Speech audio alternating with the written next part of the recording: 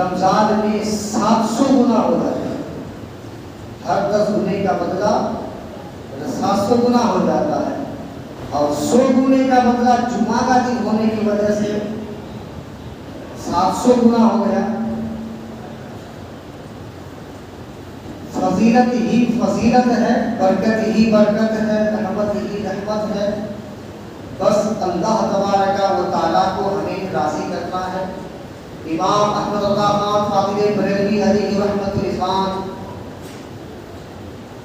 خوب ارشاد فرماتے ہیں، کام وہ لے لیجئے تم کو جو راضی کرے. کام وہ لے لیجئے تم کو جو راضی کرے. ٹھیک ہو نام رضا تم پہ کروڑوں درود. اللہ کے نبی صلی اللہ تعالی علیہ وسلم کی عقیدت و محبت میں وہ کام کریں جس سے اللہ اس کے رسول راضی ہو. بلا تقسیم و تنبیہ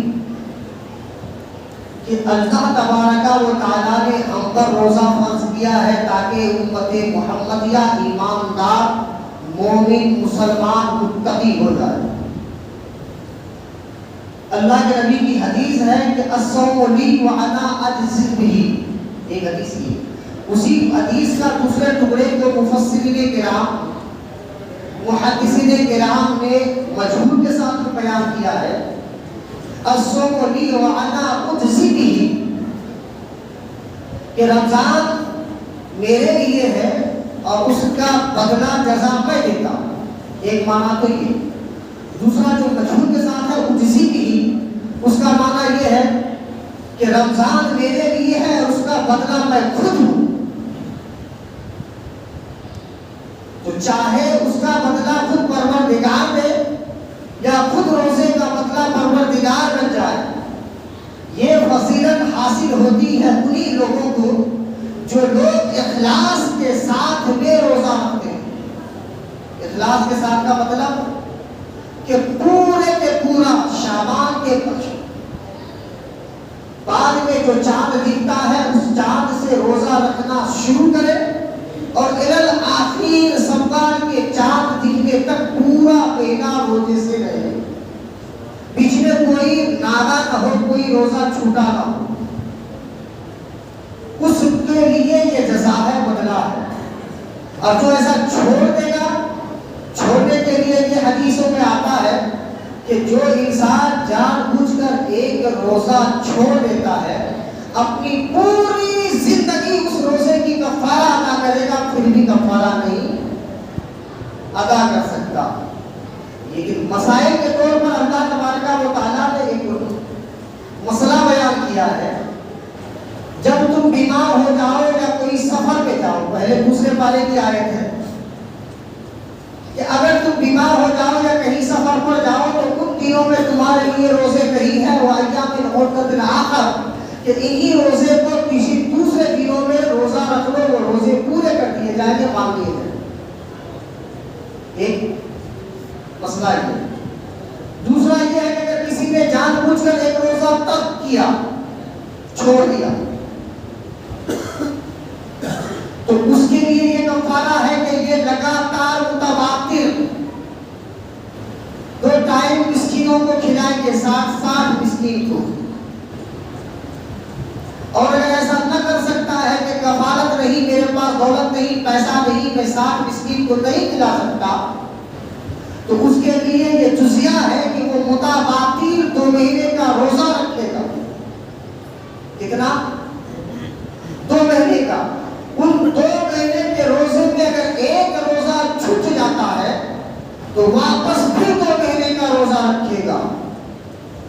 پھر وہ 2 مہینے کا روزہ رکھنا اگر چھوٹ جاتا ہے، ایک روزہ بھی چھوٹ جاتا ہے، اس کے لیے پھر واپس 2 مہینہ متواتر روزہ رکھے گا. یہ روزہ رکھنا 2 مہینے کا متواتر ایک روزے کا کفارہ ہے. یہ ہے روزے کی احکام اور روزے کی فضیلت. اور مہینے کے 2 مہینہ بھی رمضان کے مہینے کا ایک دن برابر نہیں.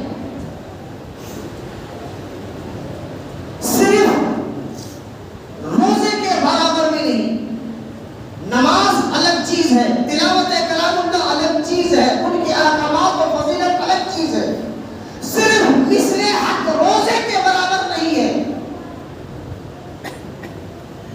لیکن ہم اس کو ایسے سمجھتے ہیں جیسے کہ شعبان کا مہینہ یا رجب کا یا شوال کا، دن وہی، رات وہی، کام وہی، ہم وہی، سب کچھ وہی. اتنی بڑی فضیلت کیوں ہے اس مہینے کو؟ رب فرماتا ہے کہ لعلکم تتقون، تاکہ تمہیں متقی بنا دیا جائے. متقی کیسے؟ نماز پڑھنے سے. اس کی ظاہری شکل و صورت ہے. آدمی نماز کے لیے گھر سے نکلتا ہے، سر پہ ٹوپی، اچھا لباس، دیکھ کے سمجھ جاتے ہیں کہ یہ انسان مسجد کو جا رہا ہے، یہ نمازی ہے. آدمی حج کے لیے جاتا ہے، گھر سے اگر انتظامات کر کے نہ نکلے، لیکن یہ جگہ مقرر ہے جہاں پر حاجی کو اپنا احرام باندھنا ہوتا ہے، تو حج سے پہلے احرام، اس احرام کی صورت بتا دیتا ہے کہ یہ حج کے لیے جا رہا. قربانی کرنے والا انسان قربانی کرنے سے پہلے اس کے انتظامات کرتے ہیں، جا کر کو ٹھکاتا ہے، ذبح کرتا ہے. ہر ایک عبادت کی ایک ظاہری شکل و صورت ہے جس کے بدلے میں لوگ اس کو اس نام سے مخاطب بھی ہوتے ہیں.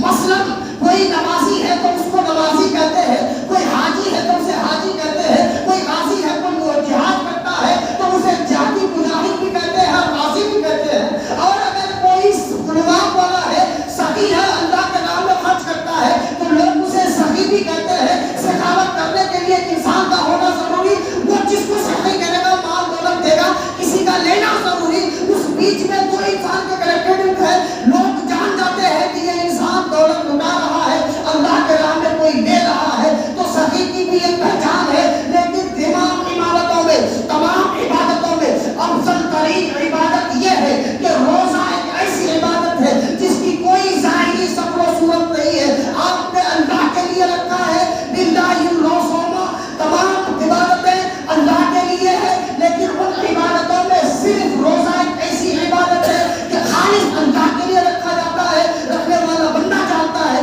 کہ میں آج روزے سے ہوں، اور قبول کرنے والا پروردگار جانتا ہے کہ میرا بندہ روزے سے ہے. اس کی ظاہری شکل و صورت کچھ نہیں. ہاں، اللہ کے نبی فرماتے ہیں کہ ایسے میں اگر کوئی آپ کو گالی گلوچ کرے تو آپ کو بس اتنا کہنا ہے کہ میں روزے کی حالت میں. پھر بھی اگر وہ بات نہیں مانتا ہے تو وہ ایک جگہ تو ہم سو دیں گے نہیں، صبر کریں. کیوں؟ لعلکم تتقون، تاکہ تمہیں اللہ متقی بنانا چاہتا ہے. تم گالی نہیں لو گے.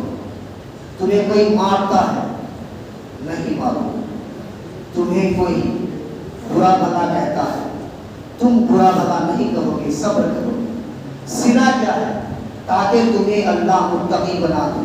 اور متقی اس لیے بنا دے کہ تمام عبادتوں کی ظاہری شکل و صورت ہے کہ خالص رب تبارک و تعالیٰ کے لیے ہے. رب جانتا ہے کہ میرا بندہ روزے سے ہے، اور بندہ جانتا ہے کہ میں روزے کی حالت میں ہوں. اس کے بیچ میں کسی تیسری چیز کو دخل نہیں ہونا چاہیے. کوئی گواہ و شاہد مشاہدہ نہیں ہونی چاہیے کہ میں روزے سے ہوں اس لیے تجھے گالی نہیں دے رہا ہوں، میں روزے سے ہوں اس لیے تجھے برا بھلا نہیں کہہ رہا ہوں، میں روزے سے ہوں اس لیے تجھے نہیں مار رہا ہوں. نہیں، بلکہ تیرا اخلاق بتا دے کہ یہ کوئی متقی ہے، کوئی نیک انسان ہے، کوئی پرہیزگار بندہ ہے جس کو اتنا گالی دینے کے باوجود، اس کو مارنے کے باوجود، اس کو برا بھلا کہنے کے باوجود اپنی زبان سے اف تک نہ کہا، مجھے کچھ نہیں بولا. یہ انسان واقعی نیکوکار ہے، واقعی یہ مخلص بندہ ہے، واقعی اللہ کا پرہیزگار بندہ ہے، جس سے لوگوں کو یہ لگنے لگے کہ تو متقی ہے. تو بس اتنا تمہارا کرنا ہوگا، اللہ تمہیں متقی بنا دے گا، تیرے تمام اعمال پور کر دے گا.